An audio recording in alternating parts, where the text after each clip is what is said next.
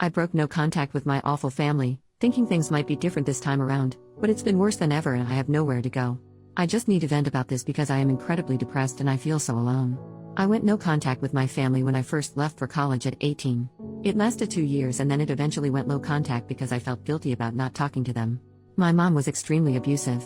She would strangle us, punch us in our backs, etc. You know how it goes. She never physically abused us when our dad was around, but the verbal abuse was enough to make him consider leaving her. Because of this, I have severe depression and PTSD and I had to go on medical leave from college. My mom begged me to come home for around 2 months before I gave in.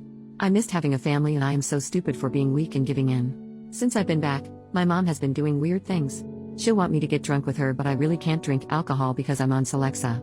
When I refuse to drink, she'll give me the silent treatment for a few days. I'm always getting the silent treatment and it hurts. Today my mom asked me if I wanted to just live here and not go back to school. That made no sense. Why would I want to not complete my education? Also, I don't like the constant silent treatment, so I don't like being here. I told her that I'd rather go back to school, and she started yelling about how I can just go to the community college here. She started crying about how I didn't love her and my dad told her to stop being so dramatic. My sister came in and asked what happened. When my mom told her, she didn't say anything and just went on her laptop. For some context about my twin sister, she is beyond crazy. She once stalked a man for 6 months because the guy told him that she didn't know what she was talking about and should shut up. She found this guy's identity from a few Reddit comments and started physically mailing him things with death threats. She signed his Reddit username to everything. If I knew she had done this, I wouldn't have come here. My sister then sent me a PM on Reddit that said, "You dumb bitch. I hate you so much. You're a piece of trash and I'm glad you were SA'd. No one loves you and no one ever will, and how effing dare you make my mom upset. She has been kind to you and all she wanted was for you to stay here. You're never going to be anything and I know you've been feeling suicidal, so why stop feeling that way and just go unalive yourself? No one will care. Your boyfriend broke up with you last year and I think that just goes to show that no one cares about you. I hope you get SA'd again, but I should stop talking before you call the cops on me like you used to do to mom when we were kids. There's so much I'd love to say to you, but I don't want you to go snitching and I don't want to be a bully." As soon as I saw that, I started crying and I told my dad. He said my sister was totally out of line, but he can't discipline her because if that's how she feels, she is entitled to feel that way. My mom came in and saw me crying and started laughing uncontrollably. I asked my sister why she would do something like this when I have only been nice to her. I sent her like $400 a month when I was in school because my parents are so poor. I deleted my account immediately and my sister said that she found my account because she snooped around on my laptop when I was out of the house. All my dad had to say about this is that it wasn't nice. I have no idea how to cope with this. My cousin said that I can move in with them next month when they get back in the country, but that's such a long time away. First update, 10 days later, my hands are shaking, but I am on the way to a domestic violence shelter. I am very afraid. The family who was going to take me in said that my mom asked them not to get involved and they don't want to make her mad. She didn't even have to know I was there. My entire family has known about the abuse and they tell me it's awful but have never done anything. Not a single thing. I look a mess because it all happened fast. An object was thrown at me and nasty things were said. My life was threatened. I didn't even have time to shower yet. I am at the emergency room getting my medicine. The shelter is paying for it. I'm afraid of getting judged because I actually rolled out of bed and look so awful. But I had to escape. The shelter only gives me 30 days, so at my job interview I think I'll be honest and tell them I really need the job because I'm in a shelter. It's at a cinema, so that would be nice. My friend and her parents live in my college town and said I could stay there. I just have to buy my ticket. Thanks for the encouragement and I hope things will be okay for me. Edit. My dad keeps sending me texts telling me to call him immediately. I am not going to do that. Final update. Wow, so it's been nearly 3 years since I posted on this forum, desperate for help. For some reason, these posts just popped into my head after all this time, and rereading them I just want to hug my former self because I had forgotten how bad things were. I also want to hug all of you for helping me. I wrote down the advice you gave me and I used it.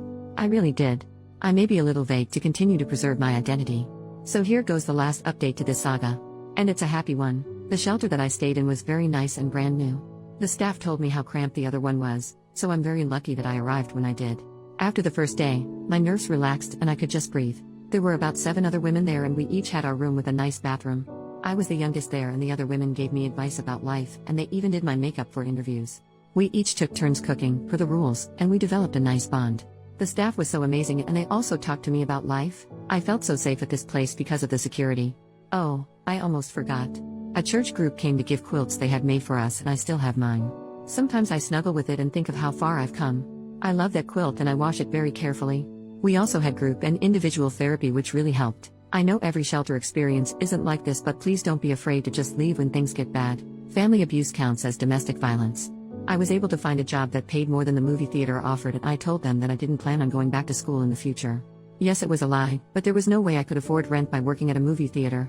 I decided to look for my own place instead of just staying with a friend that offered because I needed stability, and if things got bad, I didn't really have a support net and would have to start over. I had no reason to think things would go bad, but after leaving such a bad situation, I guess nothing felt secure for me anymore. I rented a room and my roommate was never home because he was a truck driver.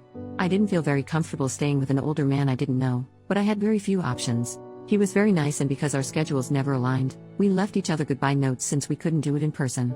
I still have his note. I did go back to school the next semester when my medical leave was over, but not at my original school. I felt like I needed a fresh start, and my family knew about the old school anyway, so I applied to different schools. I got into a great school. I told my story, of everything I had survived, in the essay. When my sister told me that I wasn't going to be anything, she was wrong. And I think she knew she was wrong in her assessment of me. I graduated this year and I have stability that I've never known before. Although I'm a few years older than I wanted to be when I graduated, I realized that sort of thing doesn't even matter, and the medical leave was beneficial. I just got engaged to a lovely man with a lovely family. They always tell me they're my family, and I'm so close with my future mother-in-law. It still feels weird. I had food poisoning for the first time a few days ago, and my fiancé left the house at 2 a.m. to get Pedialyte just to make sure I was hydrated. And when I felt like I was never leaving the bathroom, he told me he was going to make lentil soup for me. I didn't have to ask or even say anything. When I was a kid and vomiting blood, my mom told me to go back to sleep. It feels nice to be treated this way, and sometimes I catch myself saying, "You don't have to," when he tries to do something nice to me. Anyway, he has 6 siblings and they're like the siblings I never had. I learned to value myself and put myself first. I wasn't loved as a child, and so I do things for myself that I didn't get. No one made me feel special, so I do it myself. I make it a point to buy flowers for myself weekly. A therapist recommended this to me, and it makes a difference.